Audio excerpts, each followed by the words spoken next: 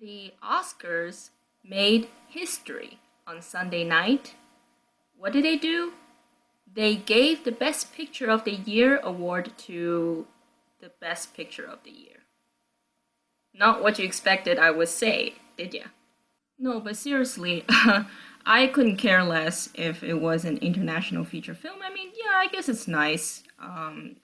The Oscars are always pretty local, and there's explanation regarding American audiences. They don't want to read subtitles, and there's some debate about that. Like it distracts them from viewing the screen, or there's some people who have complained about they cannot actually read subtitles because they're dyslexic, so it's hard for them, things like that. So I understand, whatever. It's a local thing. I don't expect the Golden Lion or um, the uh, um, the Golden Rooster to have the Best Picture win for an English or American film. And the Oscar is, like I said, local. But it was also bound to happen anyways because American films are just pretty much on the downslide. I mean, it's been poisoned by PC culture. So eventually, you're going to have people who are pretty sick about this and they actually want to see a good film. And it's going to be the films from other countries who are going to catch up on this because they don't have PC culture poisoning their film industry. And this is especially the case with Asian countries. Bong Joon-ho, he made just honestly the best film I have seen in probably a decade or more. The last time a film was this good was probably American Beauty. It's on that level, and it's quite incredible what he did with this film. And I don't say that lightly. I'm not really that impressed by films usually. I saw this when I was in Romania visiting my friend, and we both went into the movie not know what we expect, and we didn't really have high expectations. We saw a series of films that were on the nomination list for one category or another, and it was a list recommended by somebody named Chris Stuckman on YouTube. He kind of gave this list, and we kind of went to watch it one by one for most of them. And the first Asian film that we saw was The Farewell. I think it's called The Farewell. The Chinese it's a Chinese American film.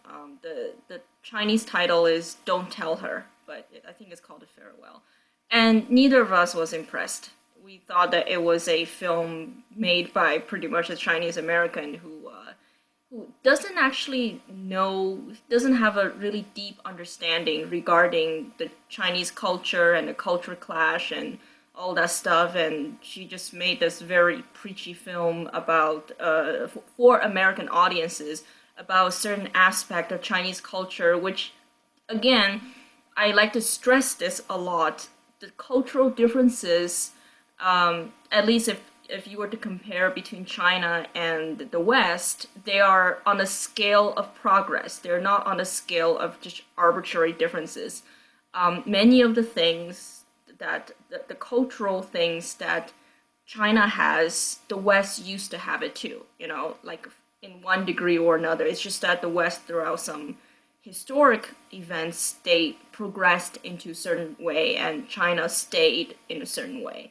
That's all it is. It's not like, whoa, this exotic country and people are just so fucking weird. I mean, people are weird, don't get me wrong, but it's not on the scale that you think. So when we decided to watch this movie, we have absolutely no idea what this movie is about. And like I said, no expectations, and both of us were just like, what the fuck did we watch? It was like that. Like, it was a film, first of all, it's a genre of its own because it's a mashup of all these different genres. It started as kind of a black comedy. It's kind of funny, and it's, even the music's like ding, ding, ding, ding, ding, ding, ding. And then halfway, it quickly developed into a thriller. And in fact, the way that it's filmed in a couple of scenes even went into realm of horror. And they were scary, man. Like I cannot watch horror films, and I got a little bit nightmare watching those few scenes, which I was just like I was freaked out. And seriously, if Parasite went into like it dwelled into a full-on supernatural horror, it would have still worked. That's how great it was. We just couldn't like both of us were like we don't know how this could have worked. Like how it could be such a big mashup of all these genres, which includes comedy, drama, mystery, thriller, even horror, even action, and yet it works. That's how great this film was.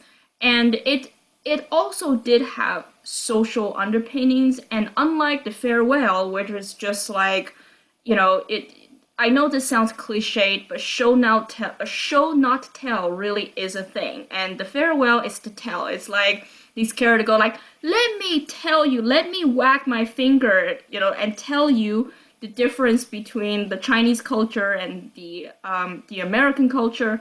Whereas this film, The Farewell, no, I mean Bon Joon understood how to show and not tell, and a lot of the social underpinnings about class, but a lot of the problem with the class, it's something that is subtle.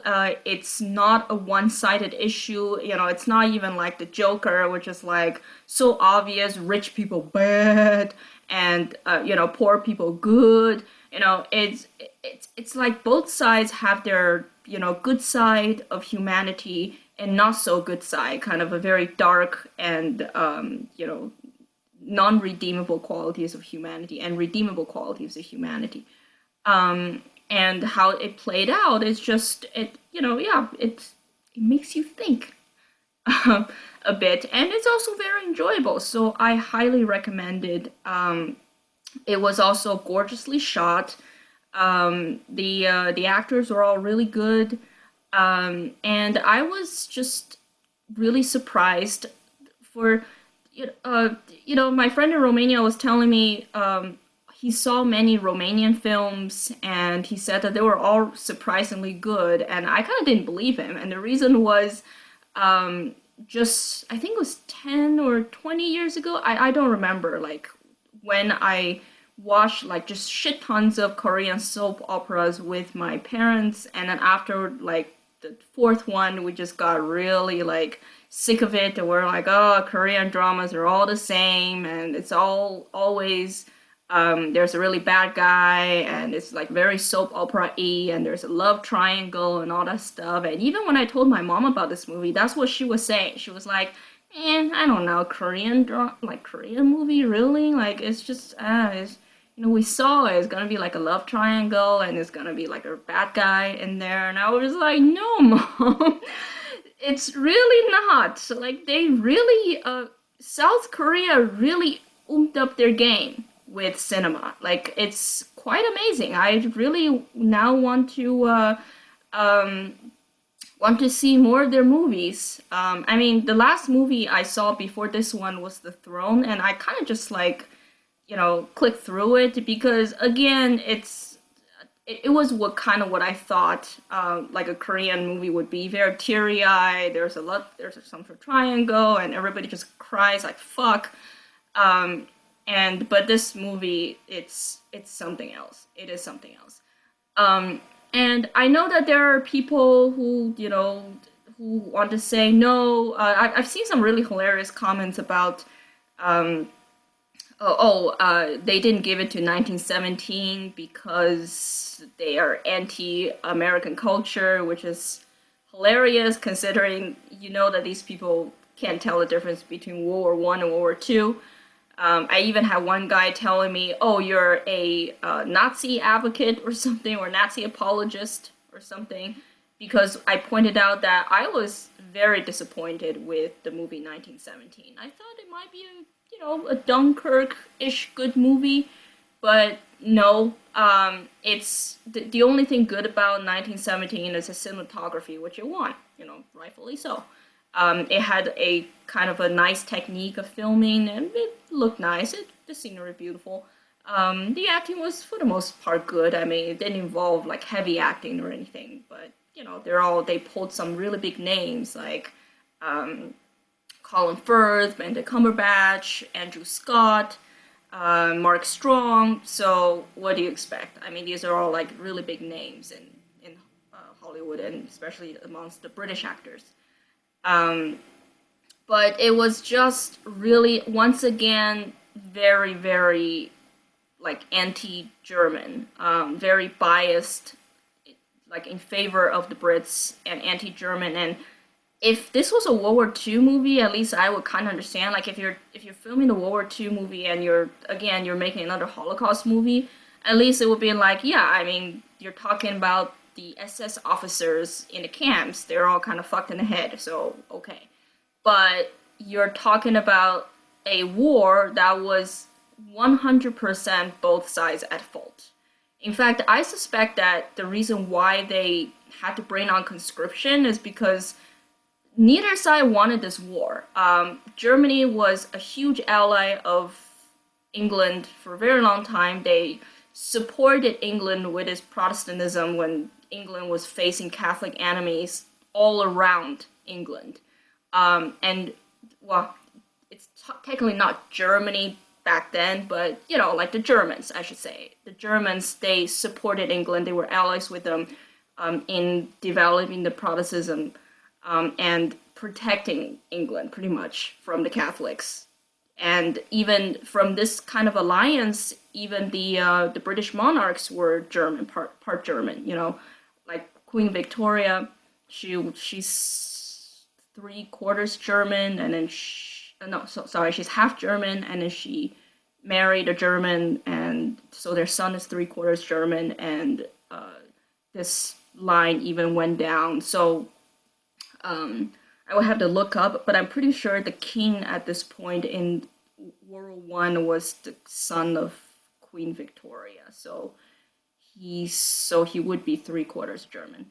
And in 1917, there were just several scenes where the only way to interpret it would be the Germans had less morals than the Brits. There's no other way because it was completely illogical. It was unreasonable what they did. Like the pilot who got pulled out by two kind-hearted Englishmen, and they just stabbed like the guy trying to help him, and people were telling me, oh, he was disoriented and he didn't know what the Englishman was gonna do to him.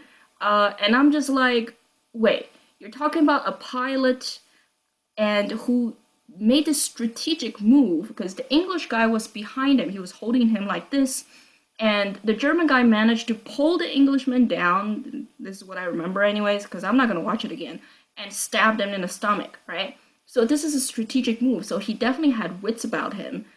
If he had wits about him, there's just no freaking way the German guy did not understand when the Englishman said, "Let's help him." Do you guys understand how close English is to German, especially since this is a pilot? I mean, he's not just like some ground soldier to use as body mat. He's a pilot. He's a higher level soldier. So there's just no way he could not have understood that the Englishmen were trying to help him. And at that point, he was badly hurt on one leg, and the Englishmen were his only hope of survival. So and to make matters even worse, after the English guy saw that his friend was killed by this stupid mercy stunt, he did it again. And later on, he spared the life of a German again instead of just killing the German guy, and of course the German backstabbed him again, basically.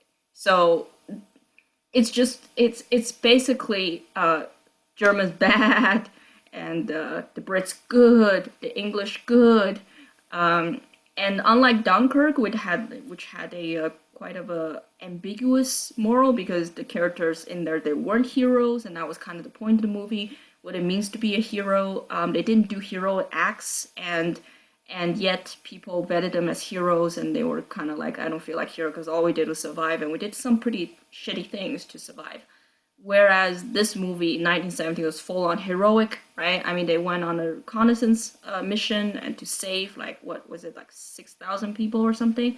And they did it. Yay, they gave their life for it. So, yeah, I mean, honestly, a beautiful movie to look at, but bad screenplay.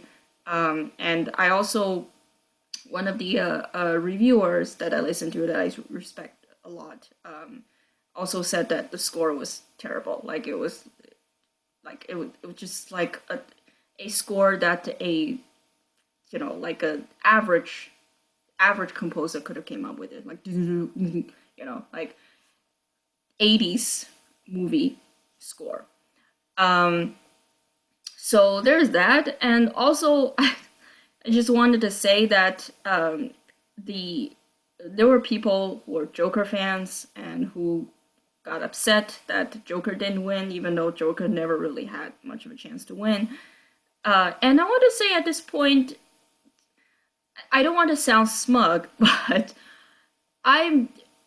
Am I right or am I right to say that the whole Joker media backlash thing was a PR stunt? It was. I mean, I think at this point, I'm happy to see there are people who are being convinced by this because this was what I said in the beginning. I mean, Joker's the acting award swept like I think all the categories, including SAG and BAFTA and Golden Globe.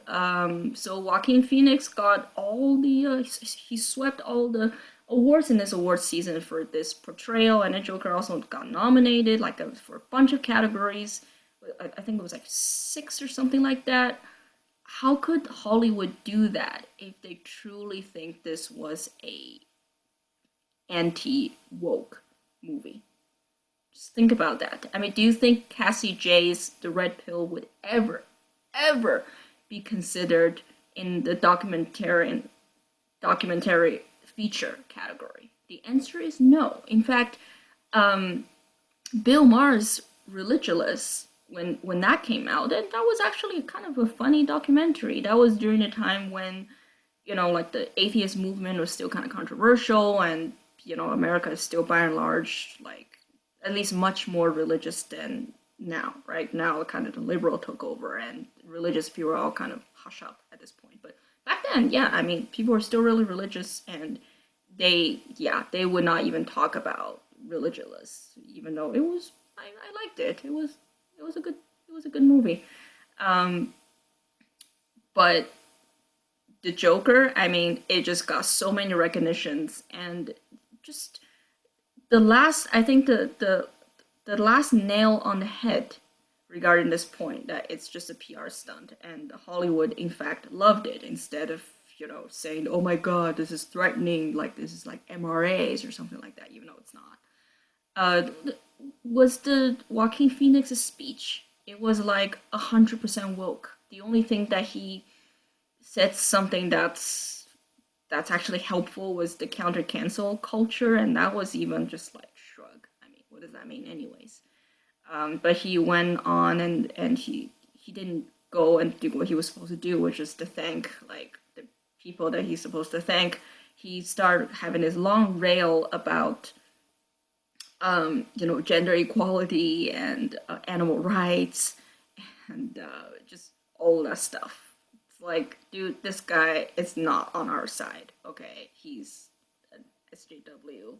He's a liberal, and yeah, and that's kind of what the movie was about too. I've had several conversations about this in the comment section.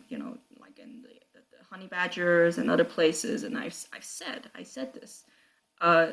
In the movie, men were portrayed horribly, except for you could make an argument about the Joker. He was the only sympathetic character, and that's only because he was mentally ill.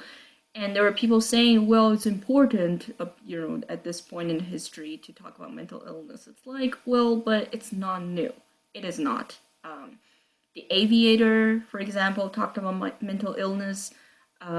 Beautiful Mind talked about mental illness. I mean, the mental illness aspect isn't new, and for a while, I was so sick of it. I was so sick of talking about mental illness because I just kind of went like, ah, it's just the same thing over and over again. Um, so yeah, and the, the the surprising thing was the speech. I mean, the women this time around um, on Sunday they behaved a bit better than the male recipients. I mean, the best supporting actress, she gave a really nice speech, no politics. Renee Zellweger, who I did not know she was this kind of an emotional person. I mean, I guess it makes sense, but I never really listened to her interviews, and until I did that, I realized she's an incredibly kind of emotional, kind of a ultra spiritual person. Like, I just feel, lovey dovey and things like that. And she also, her speech was kind of incoherent, but it was, at one point, it was actually kind of funny. She wanted to say, Judy Garland was something that transcends generations, and she slipped up and she says genders. But she quickly corrected herself. She meant generations, and her speech wasn't very SJW. Um, Even the first female score who won the Oscar, she kind of said something that was kind of SJW, but she just said, "Oh, girls and women, we need to hear your voices," which is like, yeah, but it wasn't like the men like Brad Pitt who was taking a stab at the Trump impeachment, like Watiti, I think his name was, who won for Best Adapted Screenplay, and he said, "Oh, the indigenous people are the original storytellers," and not like Joaquin Phoenix with his just really stupid speech, and also his speech involved some sort of whip himself on the back, where it's like, "I'm such a scoundrel to work with." Oh, psh. Yeah. Hashtag Oscar so woke. Yeah. So the thing that I really liked about that night was kind of a kind of an Asian power kind of a thing where it's not even that Parasite won all these awards, but the way that they received the award, the things that they said, even though they needed an interpreter, and she should honestly win an Oscar for doing so good at interpretation. And it becomes a meme when they go up and the only English thing they could say is "Great on, great on," before they start speaking Korean, and but the things they said were beautiful. It was they showed class. They showed what the award, what the people involved in film really should be behaving and saying. And yeah, I mean, I would not mind if these people from Korea or maybe Asia as well, just take over Hollywood, man. I mean, show Hollywood how it's supposed to be done. How to behave, how to make a film, and how to be a good human being in the film industry. So that's all I have to say about that. You should go watch Parasite. I really recommend it. It's a neo-classic. It is a neo-classic. It is on par with American Beauty, with all the greats, with the greats from the 90s. This is filming on a whole new level. So yeah, um, I think that's it for me, and have a nice day.